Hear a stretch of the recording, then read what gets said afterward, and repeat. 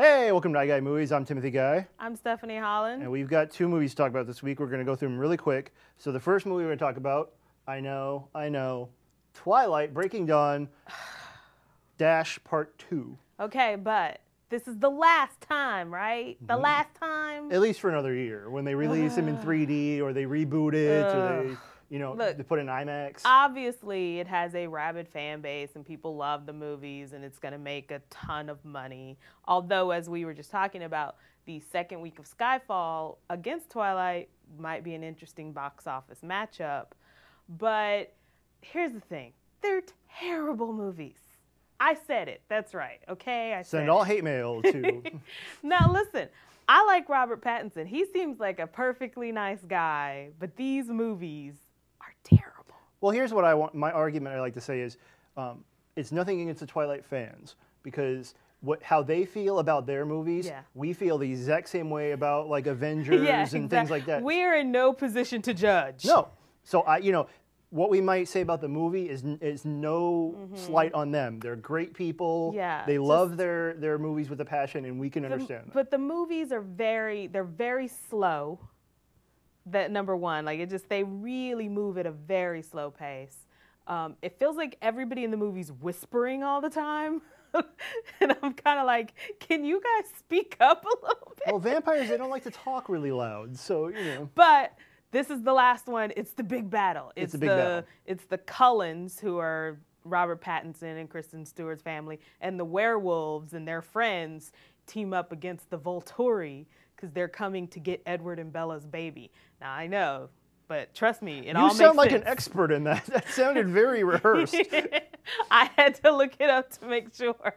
But, the one thing I find hilarious about this is that they're keeping it all under wraps. It's all a big secret, like what happens in the last one. The books have been out for a good, 4 years, 5 years or something like that, right? Yeah. It's not a secret.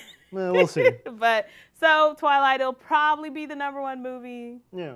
Well, speaking of slow movies, let's go on to the second one. Now, Lincoln came out last week in limited release. Just in LA, sort of like its Oscar qualifying run. So now, about 1,500 more theaters, so we're going to get one in the inland area. Right. So we're talking about Lincoln, obviously, starring Daniel Day-Lewis as, obviously, Lincoln. Sally Field plays Mary Todd Lincoln. Yep. Joseph Gordon-Levitt's in it. David Strathairn, James Spader, Hal Holbrook, Tommy Lee Jones, John Hawkes, Jackie Earle Haley. This really is the dream team of casting. Oh, and this up-and-coming director named Steven Spielberg. Yeah.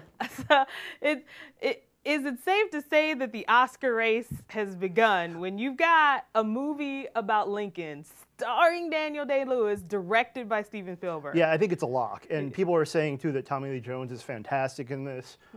So they're also saying maybe some Oscar buzz for him.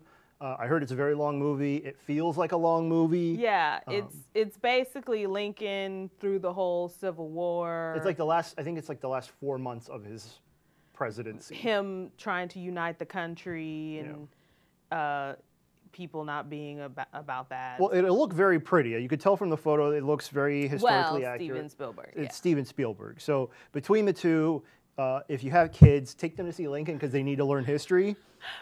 Somewhere right now there is a history teacher giving out extra credit if they go see Lincoln. I'm just telling you. I think they should.